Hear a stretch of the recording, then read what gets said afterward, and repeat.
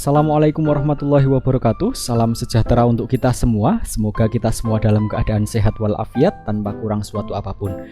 Baik, masih pembahasan tentang jaringan hewan. Pada bagian yang kedua ini kita akan membahas tentang jaringan ikat. Pada video sebelumnya kita sudah membahas tentang jaringan epitel, di mana semua jaringan ini, baik itu jaringan epitel, otot, saraf, dan juga ikat, itu meliputi seluruh organ-organ yang ada pada tubuh hewan termasuk manusia di dalamnya. Nah, kali ini kita akan lebih berfokus pada jaringan ikat. Kita akan membahas satu persatu. Jaringan ikat ini merupakan jaringan yang dia memiliki peran utama sebagai penghubung antara jaringan satu dengan jaringan yang lain. Dia berfungsi untuk mengikat jaringan satu dengan jaringan yang lain, sebagaimana namanya. Nah, jaringan ikat ini selain fungsi atau peran utama tersebut, dia juga memiliki fungsi-fungsi khusus tergantung dengan strukturnya.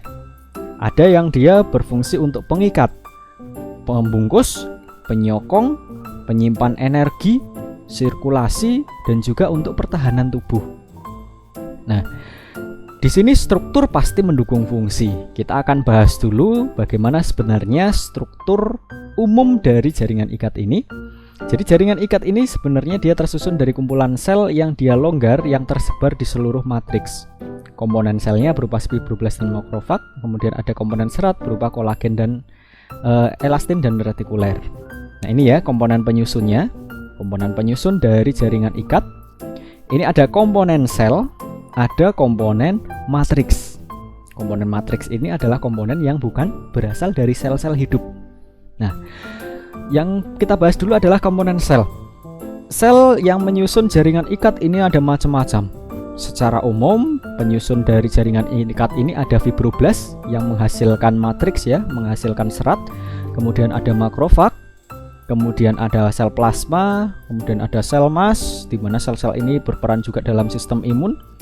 Ada sel lemak, kemudian sel darah, sel pigmen, dan juga sel regenerasi. Itu penyusun jaringan ikat dari unsur sel. Kemudian dari unsur matriks itu ada unsur serat dan unsur substansi dasar. Nah, serat pada yang menyusun matriks itu ada 3 macam. Ada kolagen yang dia sifatnya kuat dan memiliki daya renggang yang tinggi dan elastisitasnya rendah. Kemudian ada serabut atau serat elastin, dia bentuknya tipis dan dia memiliki elastisitas yang tinggi. Dan juga serat retikuler, di mana sifat dari retikuler ini sebenarnya sama dengan kolagen, tapi bentuknya yang lebih tipis daripada kolagen. Nah, kemudian ada substansi dasar.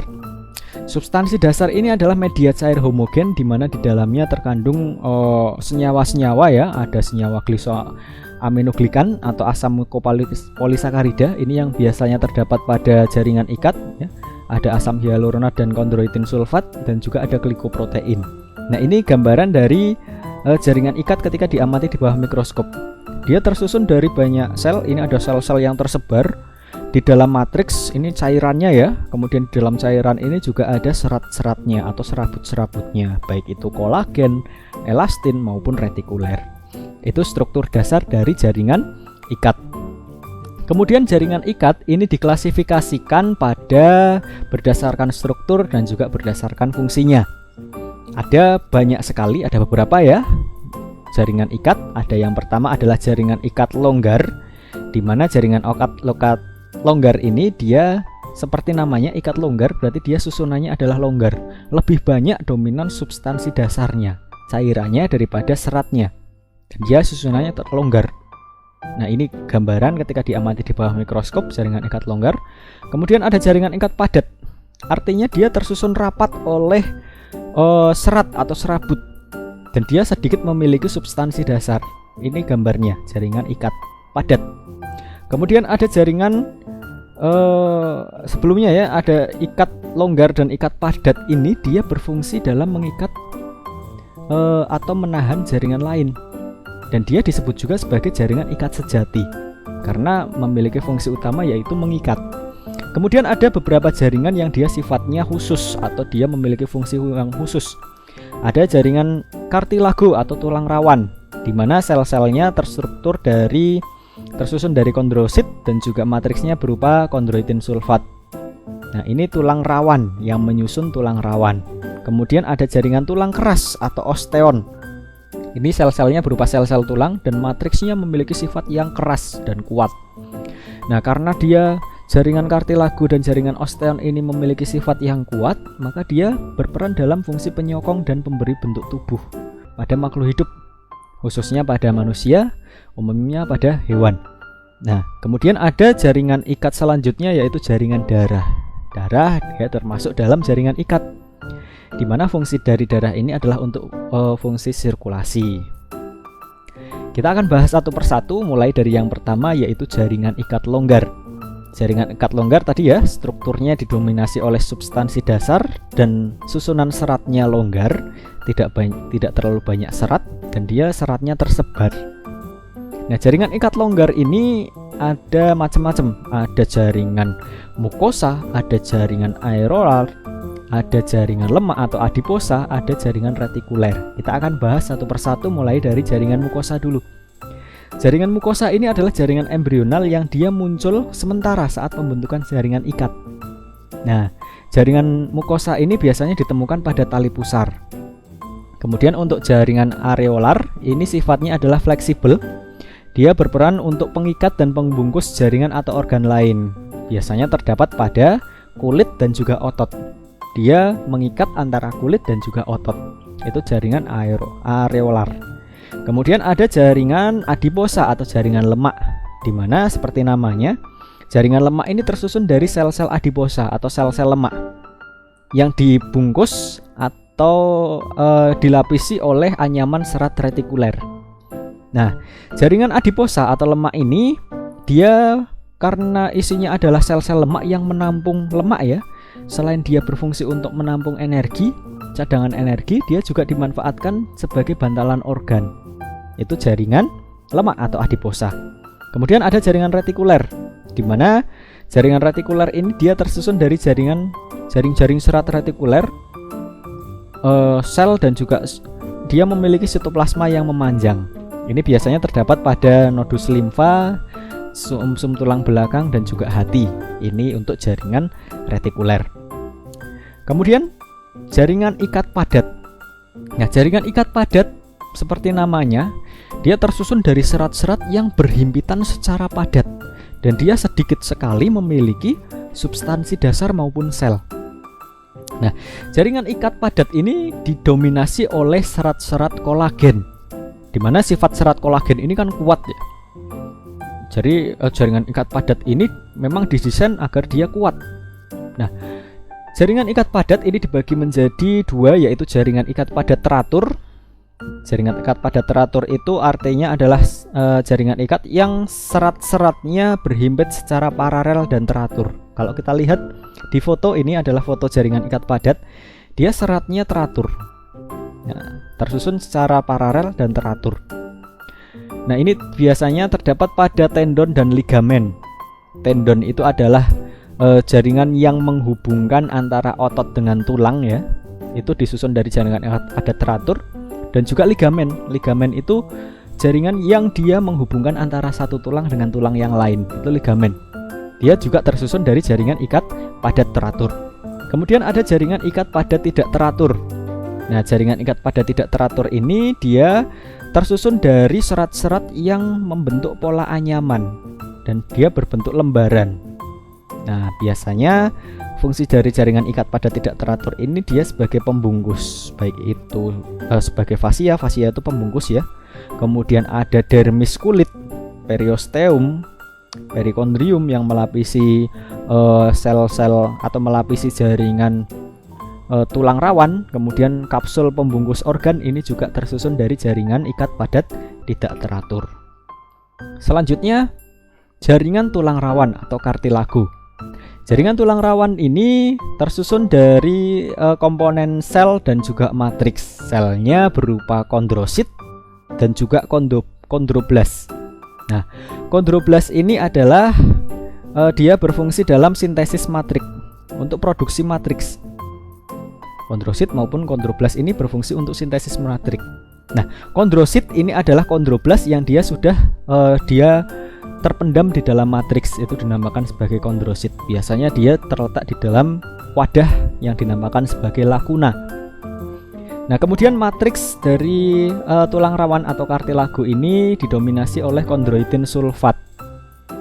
Nah, kondroitin sulfat dan komponen matriks dan juga sel yang menyusun jaringan tulang rawan ini dibungkus oleh pembungkus yang dinamakan sebagai perikondrium. Nah, jaringan tulang rawan atau kartilago ini diklasifikasikan berdasarkan matriksnya. Ada kartilago hialin. Nah, ini gambaran kartilago hialin. Dia memiliki matriks berupa mukopolisakarida sulfat dan juga serat kolagen, sehingga dia memiliki warna yang bening kebiruan ya. Kalau diamati di bawah mikroskop, dia memiliki warna yang bening kebiruan, dan dia dapat mengalami kalsifikasi atau pengapuran. Nah, pengapuran ya. Jadi tadinya tulang rawan, dia menjadi tulang yang keras atau mengalami kalsifikasi, penambahan kalsium ke dalam jaringan tulang rawan tersebut. Nah, kartilago hialin ini dapat mengalami itu. Nah, kartilago hialin ini dia menyusun bagian sendi yang menghubungkan antara satu tulang dengan tulang yang lain. Kemudian ujung tulang rusuk, kemudian yang menyusun hidung kita, laring, trakea dan bronkus itu adalah kartilago hialin. Nah, ini gambaran kartilago hialin. Ini ada kondrositnya di dalam wadah yang dinamakan sebagai lakuna ya. Kemudian direndam oleh matriks. Nah, ini tulang rawan hialin. Kemudian ada tulang rawan atau kartilago elastin. Seperti namanya elastin, berarti dia memiliki sifat yang elastik atau lentur, karena dia matriksnya didominasi oleh serat elastin dan sedikit kolagen, makanya sifatnya menjadi lentur. Warnanya kalau diamati dia berwarna kuning dan sifatnya lentur, dan dia terdapat pada daun telinga misal ya. Kalau kita lihat daun telinga, kalau kita sentuh ya, daun telinga itu sifatnya dia lentur karena memang dia tersusun dari kartilago elastin. Epiglotis, kemudian saluran eustachius yang menghubungkan antara telinga dan juga mulut itu juga tersusun dari kartilago elastin. Kemudian kartilago fibroblast. Fibroblast dia tersusun dari selat kolagen yang tersusun rapat tanpa dilapisi oleh perikondrium. Nah, karena dia dilapisi susunannya matriksnya adalah serat kolagen yang rapat, dia memiliki sifat yang keruh dan juga kuat. Nah, kartilago ini adalah kartilago yang paling kuat daripada kartilago yang lain. Nah, biasanya dia merupakan penyusun di ruas antara tulang belakang atau bagian-bagian tubuh yang dia memang menerima tekanan yang tinggi, tekanan yang besar atau daya renggang tarik yang tinggi. Biasanya pada ruas tulang belakang, kemudian simfisis pubis ya. Ini disusun oleh kartilago fibroblast yang memang memiliki struktur yang kuat. Nah, kemudian jaringan tulang keras atau osteon. Osteon ini adalah penyusun kerangka tubuh, di mana dia memiliki matriks berupa glikosaminoglikan, osteokolagen, kalsium fosfat, kalsium karbonat, kalsium fluorida dan juga magnesium fluorida. Di mana matriks-matriks ini, zat-zat atau senyawa-senyawa yang menyusun matriks ini dia memiliki sifat yang keras dan padat, sehingga tulang keras menjadi keras dan padat, bahkan lebih keras dan lebih padat daripada tulang rawan. Kemudian komponen selnya, komponen sel dari jaringan tulang keras ini ada beberapa. Ada yang pertama osteoprogenitor, di mana sel ini merupakan sel induk yang berasal dari mesenkim ya. Kemudian ada osteoblast, di mana osteoblast ini dia berperan dalam menghasilkan enzim fosfatase alkali, di mana berperan dalam proses kalsifikasi, penambahan kalsium ke dalam tulang. Kemudian ada osteosit. Osteosit ini adalah osteoblast yang tertimbun matriks dan dia berada di dalam lakuna. Osteosit ini dia memiliki kanalikuli, yaitu tonjolan-tonjolan pada sitoplasmanya. Nah, nanti ada gambarannya bagaimana osteosit itu. Kemudian ada osteoklas atau disebut juga sebagai giant cell, sel yang besar. Dia memiliki fungsi untuk menghasilkan kolagenase dan juga enzim proteolitik. Dia sifatnya berlawanan dengan osteoblast. Kalau osteoblast itu untuk kalsifikasi, penambahan kalsium ke dalam tulang. Kalau osteoklas ini berperan dalam osteolisis, artinya penguraian kalsium dari tulang untuk masuk ke dalam sistem peredaran darah. Nah, jadi bekerja secara berkebalikan antara osteoblast dan osteoklas.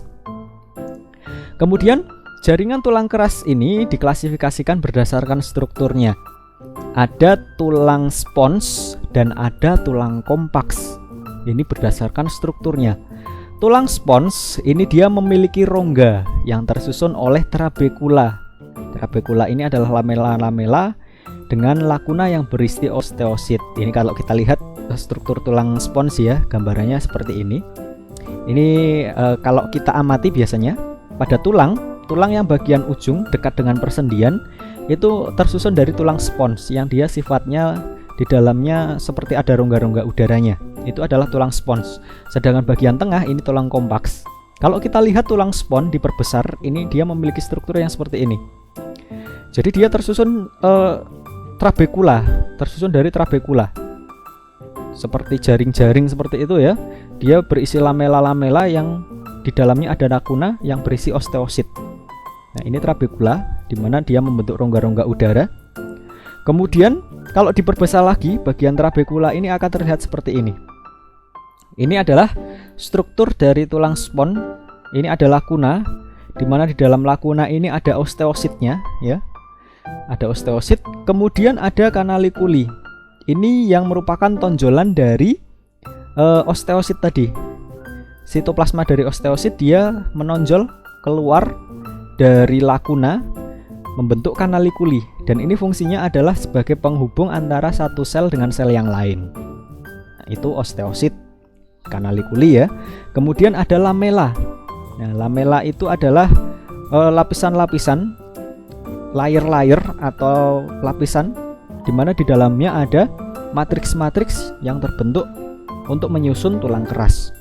Nah, kemudian ada osteoklas atau giant cell. Ini selnya besar ya, karena fungsinya adalah untuk osteolisis atau penguraian kalsium yang ada pada tulang. Kemudian ada osteoblast di bagian luar. Fungsinya adalah tadi untuk menghasilkan enzim fosfatase alkali ya, untuk proses kalsifikasi. Nah, itu struktur dari tulang spons. Kemudian tulang kompaks.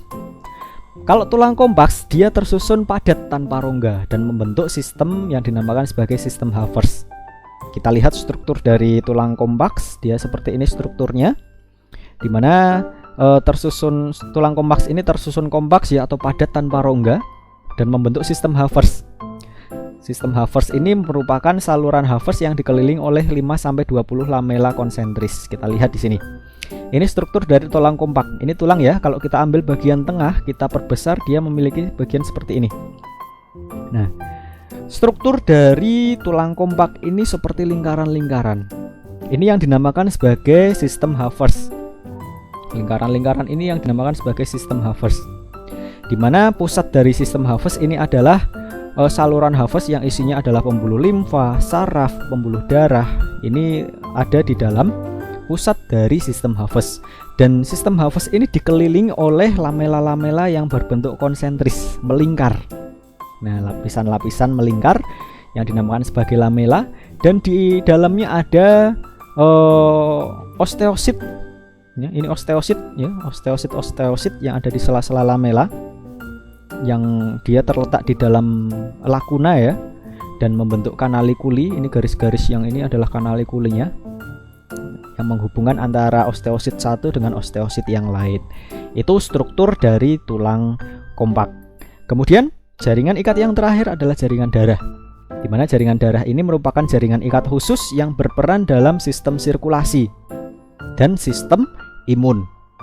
Nah, dia tersusun dari matriks dan juga sel. Matriks dari jaringan darah ini kita kenal sebagai plasma darah, di mana isinya ada protein, asam amino, enzim, hormon, vitamin maupun mineral. Nah, ini kalau kita lihat ketika darah kemudian kita endapkan, yang mengendap di bagian bawah ini adalah sel-sel darahnya, sedangkan bagian atas yang warna kuning ini adalah plasma darah.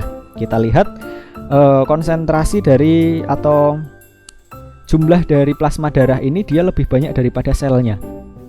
Nah, kemudian sel-sel darah ini terbagi menjadi 3, ada eritrosit, leukosit, dan juga trombosit.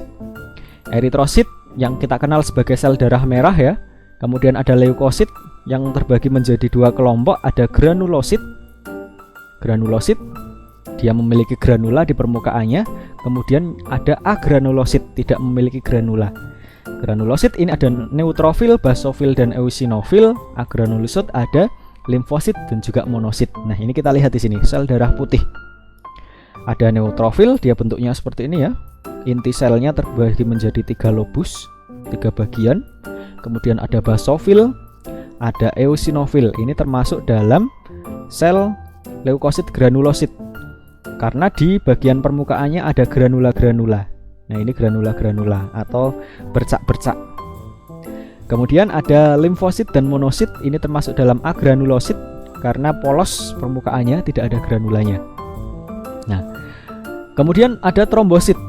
Trombosit atau yang kita kenal sebagai keping darah. Nah, ini sel-sel penyusun jaringan darah. Untuk jaringan darah ini kita akan lebih bahas lebih mendalam lagi ketika nanti kita masuk ke sistem peredaran darah atau sistem sirkulasi. Kita akan membahas lebih dalam tentang bagaimana fungsi dan peran eritrosit, leukosit maupun trombosit. Demikian pembahasan tentang jaringan ikat. Semoga apa yang sudah disampaikan menjadi manfaat. Saya akhiri. Wassalamualaikum warahmatullahi wabarakatuh.